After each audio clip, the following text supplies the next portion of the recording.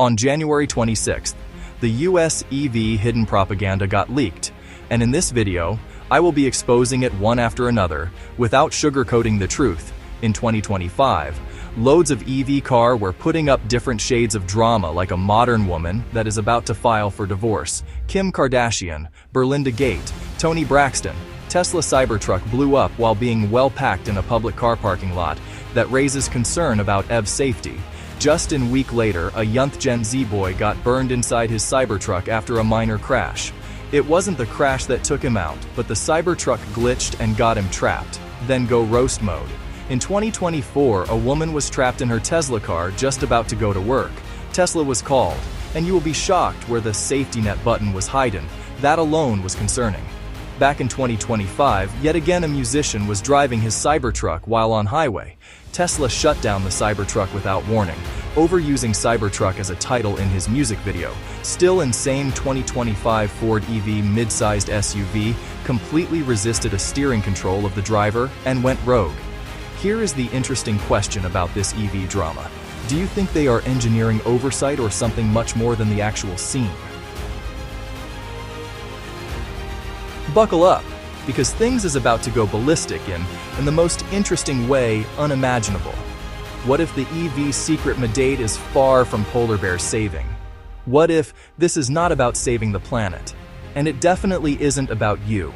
At least, not in the way you were told. For years, electric vehicles were sold to us like a miracle drug. Clean, silent, futuristic, a moral upgrade. Drive electric, they said. Save the earth, they said. Be on the right side of history, they said. And we clapped. We cheered. We reposted the ads. We let the algorithm pat us on the head.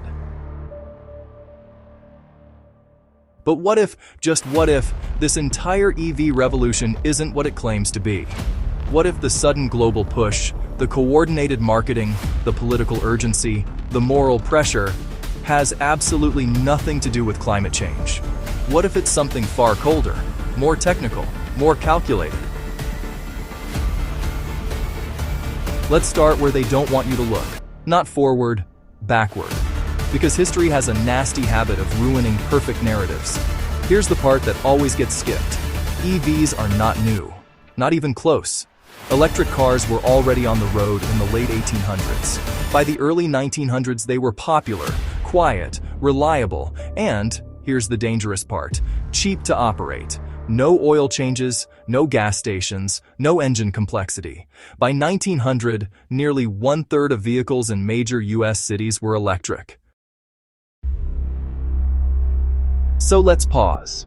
If EVs were already working, if they were cleaner, simpler, and accessible, why did they vanish? Not fade out, not lose naturally. They were abruptly erased. By 1908, electric cars were effectively gone. Innovators disappeared from the spotlight. Funding dried up overnight. Public narrative flipped. Internal combustion suddenly became the future. Coincidence? Maybe. Or maybe EVs failed one very important test. They didn't feed the right system. Think about it. Oil created dependency. Oil created geopolitics. Oil created choke points. Oil created leverage. Electric cars didn't. You charged them at home. You controlled the energy source. No centralized switch. No ongoing fuel leash. That was unacceptable. So the story was buried, the tech was shelved, and the world was re-engineered around combustion. Fast forward a century, oil empires grow fat, governments grow powerful, systems grow hungry. Control is no longer optional. It's the objective. And suddenly, EVs are back. But not the old kind, not the simple kind, not the owner-controlled kind. These new EVs are different. They're computers on wheels, always online, always updating, always reporting. You don't own them, you license them. You can't fully repair them. You can't fully override them. And sometimes, they don't listen. A Tesla shuts down remotely. A Cybertruck malfunctions catastrophically. A driver claims the car wouldn't let them exit. Another says the steering resisted input. We're told these are glitches, edge cases, engineering oversights. But here's the uncomfortable question no one wants to ask. What if they're not accidents? What if they're tests? Every system gets tested. Every control mechanism gets validated. Not in theory, but in the real world. Stress tests don't happen in labs alone. They happen in live environments, with real users. Now hold that thought, because here's where it gets uncomfortable. In September 2025, a clip resurfaced. Donald Trump, mid-press conference, saying climate change was a hoax. The moment passed quickly. Media laughed it off. Commentators called it Trump being Trump. But watch his face. Watch the pause, the hesitation, almost like something slipped, almost like the script glitched. Now ask yourself, if climate change is the only reason for EVs, why do enforcement mechanisms keep showing up? Why does green policy always come bundled with control language? Shutdown authority, remote compliance, digital permissions. Why does an internal combustion car, despite all its flaws, lack one crucial feature governments seem desperate to have? You can't remotely disable millions of old ICE vehicles overnight. But electric vehicles? That's a different story. They already have the hardware. They already have the connection, and yeah, they already have the kill switch. All that's left is normalization. So, you're told it's about emissions. You're told it's about the planet. You're told you're selfish if you question it.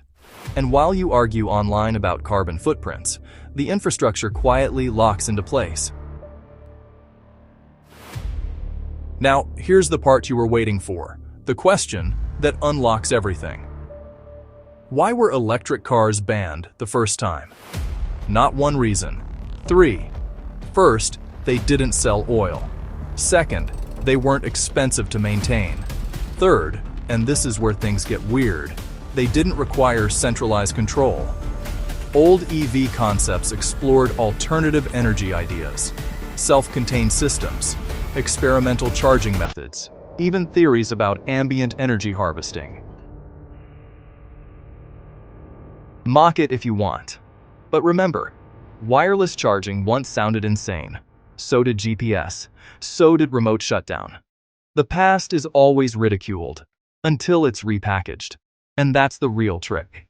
This isn't the return of EVs. It's the rebranding of control. The truth isn't revealed at the beginning of the story. It's revealed at the end. EVs aren't about climate salvation. They're about compliance infrastructure. A fleet that can be updated, limited, geo-fenced, throttled, or disabled. Not today. Not tomorrow. But when the switch is finally justified, and when that day comes, it won't feel sudden, because you already agreed to it. You called it progress.